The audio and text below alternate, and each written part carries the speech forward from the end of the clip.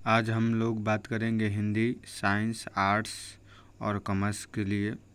Lesson 1 बातचीत। बातचीत में देखेंगे कि आपको दिया गया है कि बातचीत जो लिखे कौन है, तो बाल कृष्ण भट्ट आपको लिखे हुए हैं, जो आपको यहाँ पर बताया गया है। बातचीत क्या है, तो बातचीत एक ललित आपको निबंध है। ललित आपको निबंध लिखा गया है जो बातचीत आपको बता दे, एक ललित निबंध है। बालकृष्ण भट्ट का जन्म कब हुआ था, तो बालकृष्ण भट्ट का जन्म आप देखेंगे 23 जून 1844। एक नंबर के आपको पूछे जाते हैं कि बालकृष्ण भट्ट का जन्म कब हुआ। 23 जून 1844 को इनका जन्म हुआ था। देखेंगे कहाँ हुआ था, तो आप देख सकते हैं कि इनका जन्म जो है इलाहाबाद उत्तर प्रदेश में हुआ था। वे संस्कृत में बहुत रुचि रखते थे तथा बालकृष्ण भट्ट के देखेंगे आपको माता का नाम पार्वती देवी, जो हमेशा पूछा जाता है, साइंस वाले के लिए, आर्ट्स वाले के लिए भी पूछे जाते हैं। इसके अलावा देखेंगे बालकृष्ण भट्ट के पिताजी का नाम, तो पिताजी का नाम यहाँ देखेंगे, इनके पिताजी का नाम बेनी प्रसाद भट्ट है। इसके अलावा बालकृष्ण भट्ट के पत्नी का नाम देखेंगे तो आपको यहाँ पर दिया गया है कि आपको रामा देवी आपको दे दिया गया है।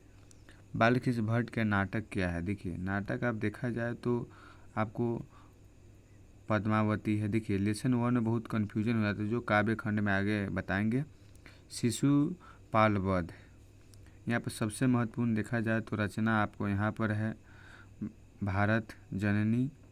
इसके अलावा जो है भारतवर्ष आपको पूछे जाते हैं। सबसे मेन आपका जो है शिक्षादान और मेघनाद आपको सबसे महत्वपूर्ण है। बालकृष्ण भट्ट के उपन्यास कौन है, देखिए यह नाटक है।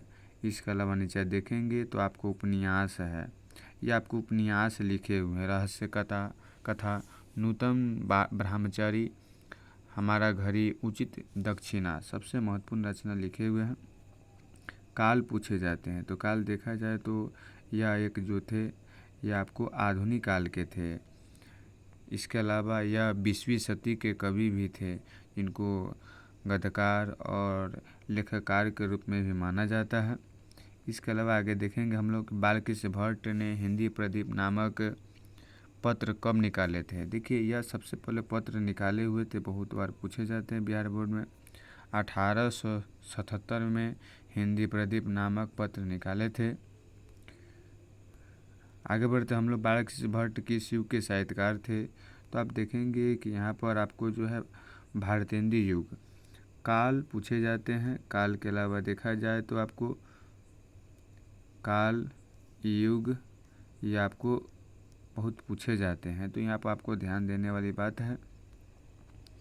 एक रोगी और एक वैद्य, इसमें रचना आपको दिया गया है कि एक रोगी और एक वैद्य की जो किनकी रचना है।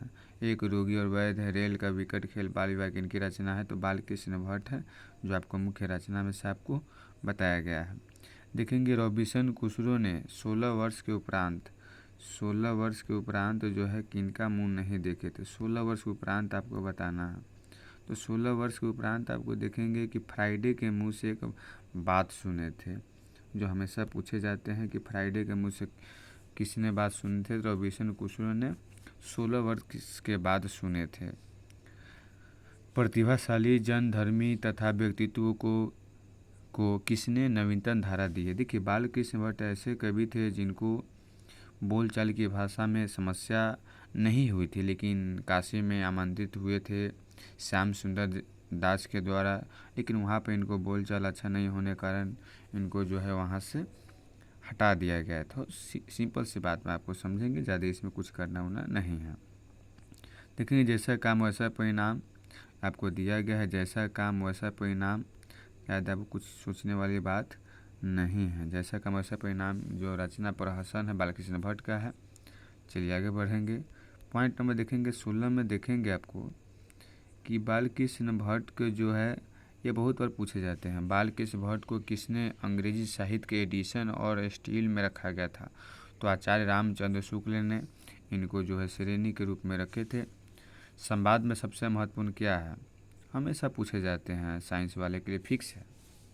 संवाद में सबसे महत्वपूर्ण क्या है, आत्मीयता। देखिए किसी से आप बात करते हैं तो उसमें आपको आत्मीयता सबसे महत्वपूर्ण होती है।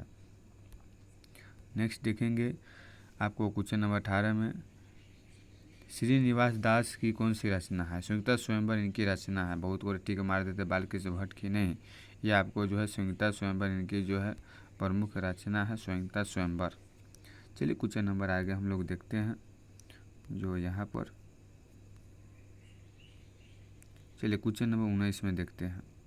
बहुत आसानी से इसको समझेंगे, कोई दिक्कत होने वाला नहीं है। बातचीत क्या है, पहले भी आपको हम बताएं कि बातचीत एक जो है ललित निबंध है। बातचीत के निबंधकार कौन है, तो बालकृष्ण भट्ट है।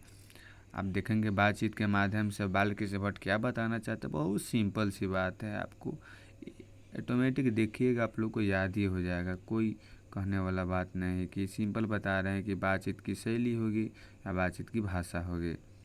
नेक्स्ट देखेंगे बातचीत का उत्तम तरीका क्या है। 22वां क्वेश्चन देखिए, उत्तम तरीका क्या है, तो अवाक होकर जो है मतलब बातचीत करना। जैसे आपको मनुष्य का बातचीत करने का सबसे उत्तम तरीका होता है किसी के सामने अच्छे से बातचीत करना और उसकी समझदारी भी होना।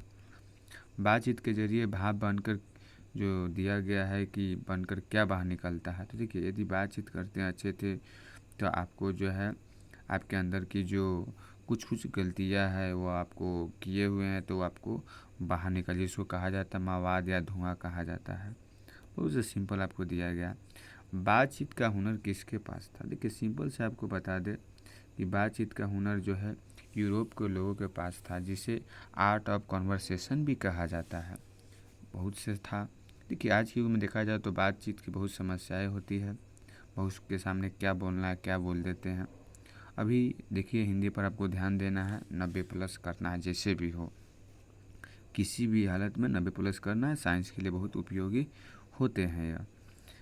पॉइंट नंबर आगे देखेंगे 25 में, असल बातचीत दो लोगों के बीच होती है, यह किसका कथन था। देखिए एडिसन साहब थे, तो एडिसन साहब बताते थे कि असल में बातचीत करना है तो आपको दो व्यक्तियों के बीच होते। एडिसन कहे थे कि असल में बातचीत करना है तो दो व्यक्तियों के बीच आपको होती है।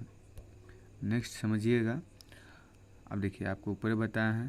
क्वेश्चन नंबर 26 देखिएगा, आर्ट ऑफ कन्वर्सेशन कहाँ के लोगों में सर्वाधिक प्रचलित था। तो यूरोप के पास सर्वाधिक आपको प्रचलित था। देखिए उस समय आपको पता है कि इसके न होने से सृष्टि गूंगी होती है। देखिए आज के युग ऐसा है कि आप सहते हैं तो सहते रह जाएंगे, कुछ आपको बोलना पड़ेगा। ये दुनिया एक ऐसी है कि जो आपको गूंगी समझती है, नहीं बोलिएगा तो आपको हालत ही ख़राब कर देती है। इसलिए व्यक्ति को अपने कुछ बात करनी चाहिए जिससे अच्छी लगे। क्वेश्चन नंबर 28 देखेंगे, वीडियो लंबा नहीं करेंगे। क्वेश्चन नंबर 28 में कहा जा रहा है कि नाटक के शुरू होने से पहले मंगलम पाठ को क्या कहा जाए। नांदी पाठ। नाटक शुरू से होने से पहले आपको नांदी पाठ कहा जाता है। हमके साल आर्ट्स वाला के पूछा भी गया है। क्वेश्चन नंबर देखिए 29 में आप देखेंगे, बालकृष्ण भट्ट का निधन।